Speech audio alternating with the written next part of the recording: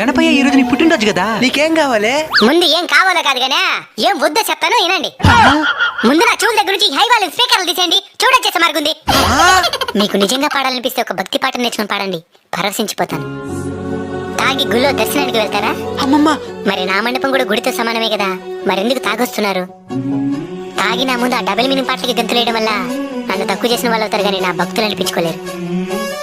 ఇంకోటి, ఉన్నంతలోనే ఉత్సవాన్ని జరిపించండి. మీరు ఎంత పెట్టుబడి పెట్టారనే దాన్ని నేను చూడను, ఎంత ప్రేమను పెట్టారనేది మాత్రమే నేను చూస్తాను. ఒకే గ్రామంలో 3-4 విగ్రహాలు పెట్టడం వల్ల మీలో ఐక్యత నశిస్తుంది.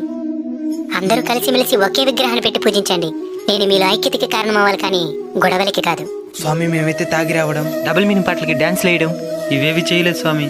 అందుకే కదా నాయనా నేను ప్రత్యక్షమై మీతో మాట్లాడుతుండేది. మీరు నాకు బాగా నచ్చారు. ఏదైనా ఒక వరం కోరుకోండి, ఖచ్చితంగా తీరుస్తాను. స్వామి నీ పుట్టినరోజు నాడు కూడా విజయవాడ ఖమ్మం అసలు వరదలతో ఇబ్బంది పడుతున్నారు స్వామి, వాళ్ళకి తోడుగా ఉండు స్వామి. తదాస్తు.